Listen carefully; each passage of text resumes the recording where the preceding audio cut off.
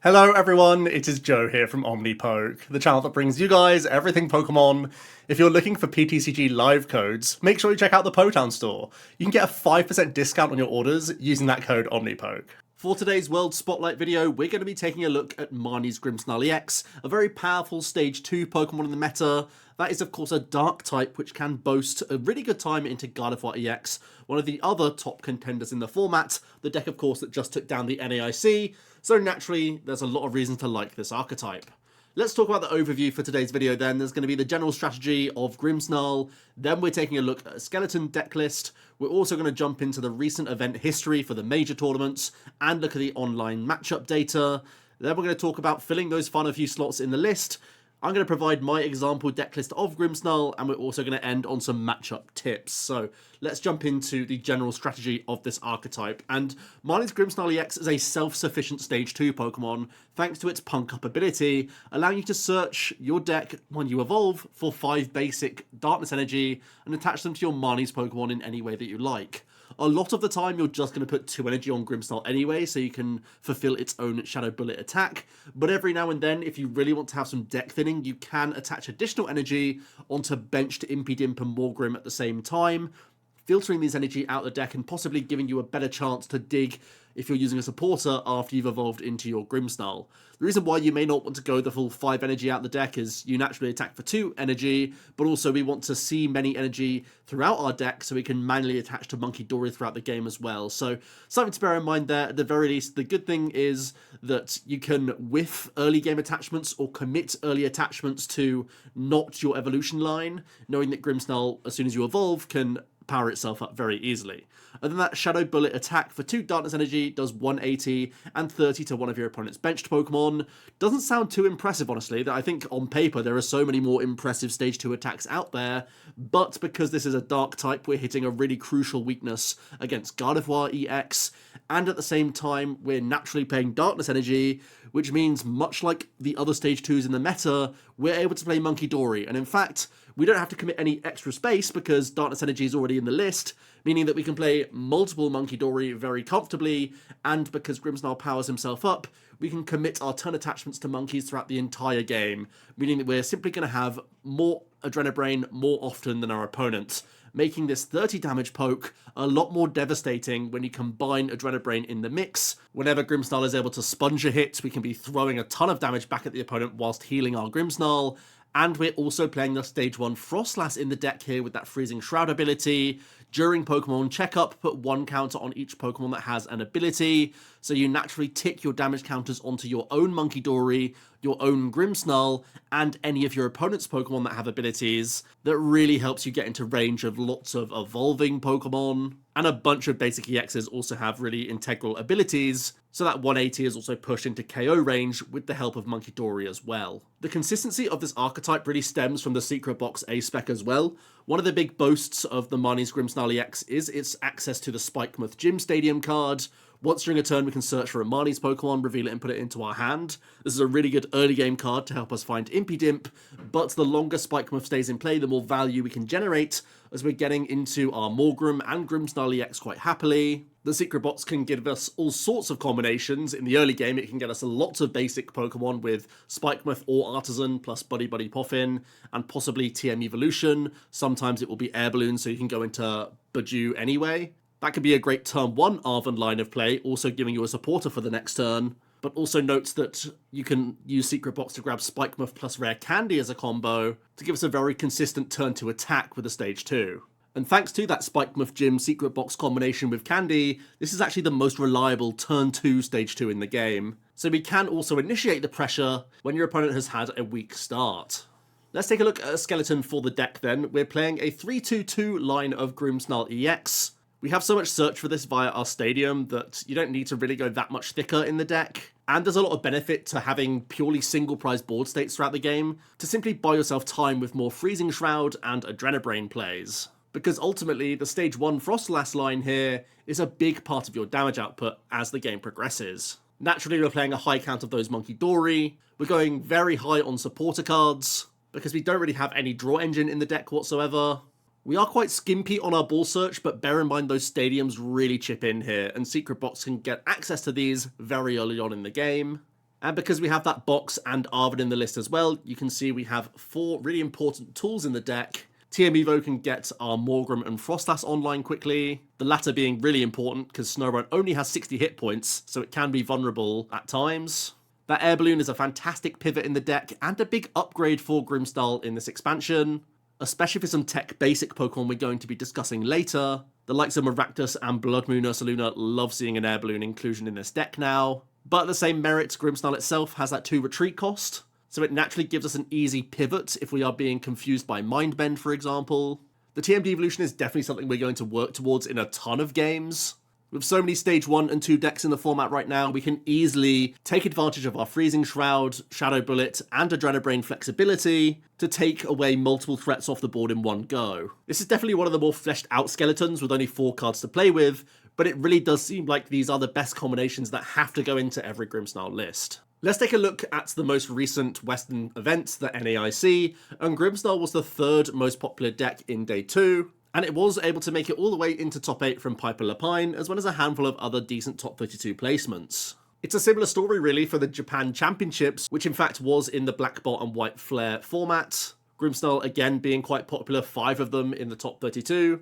And in this instance, there was a top 8 as well as a 2nd place finish, showing that this deck really has the potential to go deep into these tournaments. It looks like the community agree here as well, with Grimmsnarl being the 2nd most popular individual archetype at 8.5%. Pretty impressive for an archetype that really has only gained 1 new card from the expansion, Air Balloon. So it seems to be a nod to just how effective this archetype is. Let's take a look at the Trainer Hill data then, from mid-July up to the 7th of August. It seems like the main selling point of Grimmsnarl is having a favourable time into Gardevoir EX. Gardevoir has won so many majors throughout Journey Together and Destined Rivals that you know it's going to show up for the World Championships.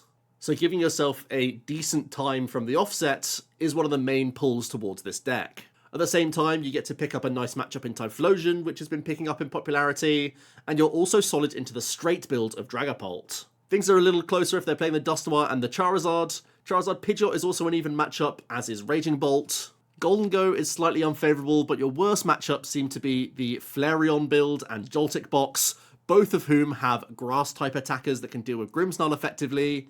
The Leafeon has lots of healing, and of course Iron Hands can continue to churn through multi-prize KOs, even when Grimmsnarl is attempting to have single-prize board states. With only 4 slots to play with from the skeleton, there's not much we can do in terms of creativity. I think the shell is definitely out there for all to see, but there are certainly some extra Pokemon we could be considering here, especially with Artisan already being a mainstay in the deck. Shaman can be a decent card for mirror match situations. It also protects you against Screamtail and Baby Raging Bolt. Most importantly, you're trying to protect your Frostlass here, because that's a massive source of your damage output. And anytime your opponent is forced to punch into the active, can allow you to wreak havoc with your Monkey Dory.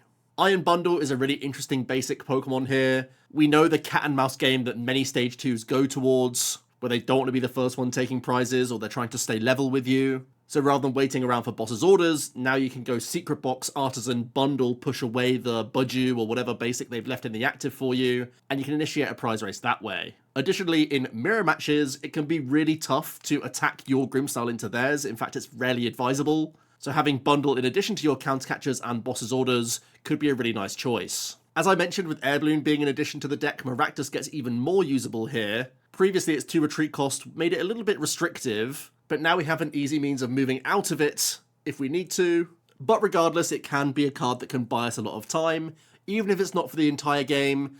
Oftentimes you'll just use this card to set up some math with Frostlass and Monkey Dory to put yourself back into good shape. Tatsugiri is somewhat of a consistency booster here. Even with only 1 Air Balloon in the list, once again, because Grimmsnarl powers itself up, you can commit your attachment to Tatsu to retreat if need be. This is just another Pokemon that can help us stay in games with, again, our Poffins or Artisan being able to grab our supporter cards now. For the multi-prizes, Blood Moon Ursaluna EX is a fantastic late-game bomb, and actually really helps out into some of the basic matchups like Raging Bolt. There's a lot of situations where your opponent will take a single prize KO, so you can let them go through Grim plus Grim and still have a Blood Moon late game, which just gives you a lot of damage to play with throughout the game. Additionally, that 240 can always be pushed via your own Monkeys and Frostlass, so you actually can reach on a surprising number of Pokemon as the game develops. And then Pheasantipity EX, there have been some builds that choose to increase the nest ball count in the deck here. sometimes even foregoing Artisan altogether, just that you have access to these EXs, Blood Moon and Fez, a little bit more reasonably when you need them, giving you that little late game push that you sometimes require with the deck, so you're not stuck on dead hands. Speaking of which, you could think of adding Pokegear into the list just to give yourself extra reach throughout the game. If you're not playing a supporter return, this deck can feel a little bit clunky at times, so if ever you are getting those Ionos or researches into nothing, having that extra gear would be a handy option. And the E-Switch is a pretty cool card. It does allow you to throw a third energy onto a Grimmsnarl and immediately E-Switch off onto a monkey. Additionally, if you just have energy floating on other monkey dories, you can then go for Artisan E-Switch and essentially just burst more damage than your opponent perhaps expects on a turn, similar to what we've seen with Gardevoir at times. This one really just leans into the fact that we can be so playful with our damage when we have that Freezing Shroud online. Here's my example decklist then. I've chosen to throw in a second copy of Artisan. I know there's a hot debate between how many of this card versus Spikemuth that you play. My main logic is that I'm also playing Maractus and Shaman. These are all cards that I can't Spikemuth for, but want to have the option to throughout the game with Artisan. And yes, I know that it can give your opponent means into games and lets them get extra basic Pokemon down, but in a large portion of games, your opponent can't actually do that because Grimmsnarl is threatening KOs anyway. So oftentimes your opponent won't be electing to use your Artisan for anything more than a shuffle effect. Like I said, both Blood Moon and Maractus have massive merit, so I do think they're kind of worthwhile in the list right now. So those are the extra slots that I've gone for. I didn't want to show a huge variety here, because I do think it's going to be chopping and changing just 1 or 2 cards. But I also think that bundle could be a really decent option with so many Stage 2s that I'm expecting at the World Championships. Let's talk about some matchups then, and we start off with Gardevoir. Again, this should be your boast, but of course remember that some of the top placing Gardevoir players actually had a good time into Grimmsnarl based on the build that was played at the NAIC. That is to say that they had Turbo Energized Monkey Dory, and sometimes E-Switch as well, so they could really target down your Monkey Dory if you got too frisky with Frostlass. Also bear in mind that more and more often we're starting to see Fluttermane creep into these Gardevoir builds, opens the door for them to have a pretty sneaky Devo play of their own. I think the core takeaway is to not leave damage around on their board if you can help it, and definitely only limit yourself to 1 Frostlass. And also be aware that they certainly can be playing TM Devolution, so keep track of your rare candies, and oftentimes look to slow build your first Grimmsnarl. In the mirror, Maractus can be a big pitfall actually, and you have to really be careful about whether or not you even want to put Frostlass into play. It can be this counter catcher, boss's orders, iron bundle, cat and mouse no doubt. And if the game has been slowed down to a halt, it's typically going to end with a board state of both of you having a number of Monkey Dory. That means shadow bulleting your opponent is going to spell disaster for you. I have to advise caution here. If you are going ahead in prizes, it has to be for a good reason. And just know when you have to put the brakes on in the matchup. Against the straight builder Dragapult, we have to be aware that Professor Tura's scenario is a common 1 or 2 of in the list, so Maractus trapping is kind of off the table, and it may end up being better for you to fully target down Pokemon taking those prizes, rather than setting up a big Devo play, knowing that your opponent can wipe that damage off the board.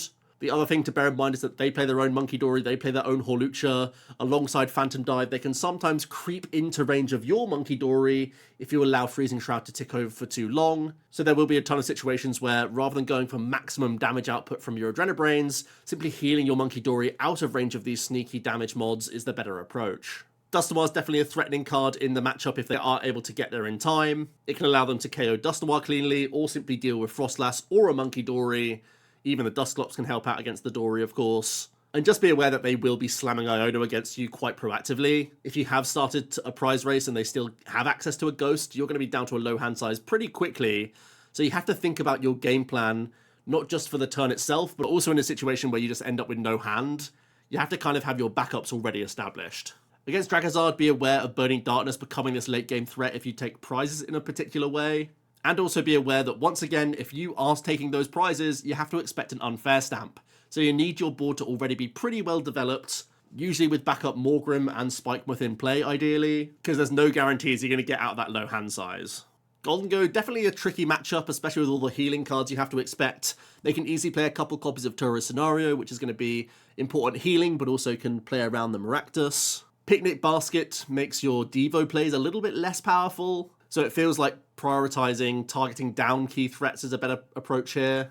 And just be aware that Sizzle can be a monster threat if you are going whole hog with your Monkeys, Grimmsnarl, and Frostlass. They all have abilities, so punishing Scissors actually can be a 1-hit late game bomb, especially if your Freezing Shroud is ticking your own Pokemon down. Raging Bolt has some powerful type coverage at its disposal, and it typically plays a few switching cards as well, Turbo Scenario shows up in a decent number of Owl builds, Iron Leaves can show up as well, and Prime Catcher, of course, their A-spec. The Judge Effect is another Fear Factor card that you have to expect, so again, try and prepare your board accordingly.